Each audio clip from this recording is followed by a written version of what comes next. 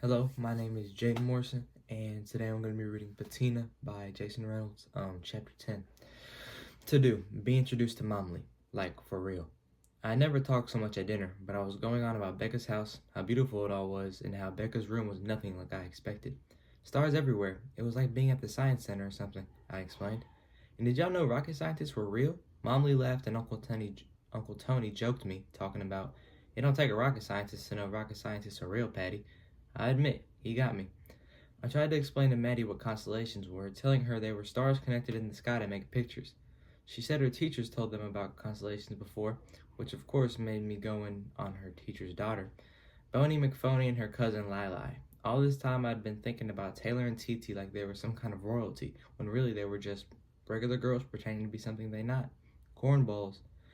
But you don't know. Maybe they have fathers that are doing well, Molly suggested, her voice tired. Come on, babe, Uncle Tony cut in. If I hit big, you think you'd decide to be around all them snotty noses? Matter of fact, snotty noses every day? Then he quickly added, not you, Maddie. And I'm not trying to be mean, but come on, y'all know what I'm saying. Well, how exactly do you plan on hitting it big? Momly threw one of her zings that sound too sweet to be a zing, which makes it a zingier. Oop, I yelled, just to get Uncle Tony back for the rocket scientist burn. And also, Momly added, Tony, you know me better than that. There's nothing I love more than a snotty nose, snotty or not. After dinner, I wanted to help Momly with the dishes, sensing how tired she was. Uncle Tony had cleared the table and was now helping Maddie get ready for bed. She was probably talking his ear off about going to the farm in the morning. I couldn't wait to hear what she thought of it, only because I remember when I went. Every school in the city goes to the same one. Maybe it's because they got so many cows, and that's cool, but milking cows might have been the grossest thing I've ever done. I mean, yeah, it's up there. I ran the water in the sink. Oh, don't worry about the dishes, Patty. I'll take care of them in a minute, Momly said, now bending down, sweeping nothing into a dustpan. I got it. No, it's okay, she insisted, but I was already squirting green liquid soap on everything. Seriously, it's fine. I can do it. Molly didn't say nothing to that. Just emptied the dustpan in the trash, then put the broom back in the kitchen closet. She snatched a hand towel from the oven handle. Then I'll dry. I scrubbed each plate, then handed it over to Momly, who wiped it, then put it back up in the cabinet. We did this over and over again with dishes and silverware until there was nothing left but cups. I just can't believe those girls, I went on, handing Momly a glass. Just couldn't get over it. I can. She set the glass down. I knew a lot of girls like that. Shoot, I was almost one of them. I ran water in the last glass, then turned the faucet off. What you mean? I asked, handing her the final cup. I mean, I remember when I first went to school, to Chester. She dried the glass and set it on the counter. Then she folded the towel into a square, placed it on the counter as well. Wait, you went there? Momly smirked. Yeah, a long time ago. I told you that. Had she? I didn't remember ever talking to her about going to Chester. Actually, if I'm being honest, I don't really remember talking to Momly about anything. At least not about her. Didn't realize that until that moment. I mean, maybe you did, but I don't remember. Uh-huh. Well, in case you missed it, I grew up in the country, not too far from the farm I have to drive Maddie to tomorrow morning. And when I was 10, my parents split up, and my father pretty much disappeared.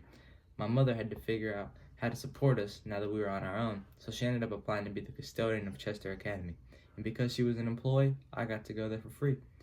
I had no idea. About any of it. I didn't know Molly went to Chester. I also didn't know her mom was a janitor. Did you like it there? Ha! She yelped, and then continued. No. Shoot, the only reason we sent you and Maddie there is because I know the education is excellent, but for me, I couldn't stand it. Not at first, I mean. Listen, I'm a poor girl from the sticks who ended up in a fancy city school, and what made it worse was after classes, I couldn't just go home like everybody else. I had to hang around with my mother, help her clean floors and bleach toilets. Of course, eventually my classmates found out, and then the jokes started. They called me names like Emily Mop Bucket, stuff like that. A few of the girls would even purposely leave trash on the ground around or spit their gum out on the floor because they knew after school my mother and I would have to clean it up. Stupid hair flippers, I murmured, chewing on the words. What? Nothing. Just did it ever get better? Better, Momly humphed. Eventually. First I tried to fit in. Tried to find another poor kid to pick on to take the attention off of me. But all the kids I went to ended up becoming my friends. And after that, school got better for a while. But there were other things that happened that made it tough again. Uh-oh. Other things like what? I asked. Momly crossed her arms. Well, halfway through my 7th grade year, my mother had a massive stroke.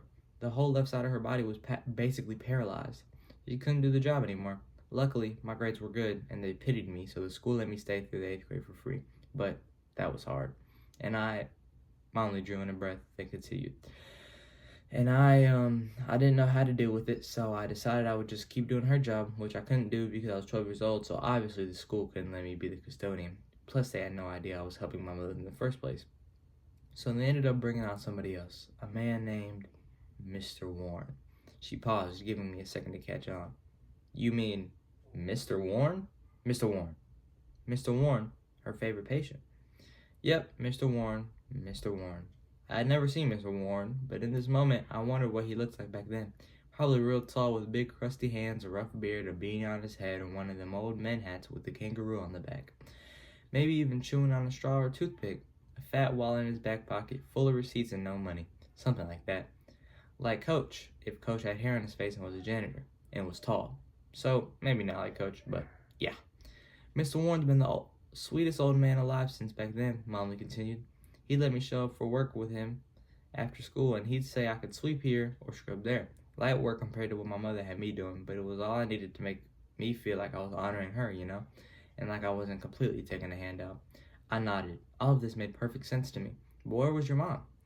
We had to put her in a home. I went to live with an older cousin who'd moved to the city for college. She was really too young to be taking care of me, but we didn't have any other family, so Molly shrugged. Yeah, but I saw my mom on weekends. Molly picked at a cuticle, gave it a tear. Then one day I showed up after school ready for my daily task, and Mr. Warren said that he didn't have anything for me. And when I asked him why not, he said because he didn't have a task nearly as important as the one I was avoiding. Wait, that's not exactly what he said. What he really said was, Momly held her finger out and screwed her face to imitate an old man. Folks who try to do everything are usually avoiding one thing. And was he right? I asked, folding my arms across my chest. Was he right? Momly picked up the last 2 glasses from the counter, held them up to the light. No spots. Then put them up in the cabinet. He definitely was. But I didn't know it at the time. I mean, I was 12 and couldn't figure out how to deal with the fact that my mother wasn't the same, Yeah. And guess what? That old man is still teaching me stuff. Even the other day when he was sort of out of it, going on about buffing the floor, Momly's face brightened, laughter trapped behind her lips. All I could think was that he thinks he can do things that he just can't anymore. In his mind, he's strong enough to push a buffer. But, if he really wants to clean that floor, we can do it together. And that's okay.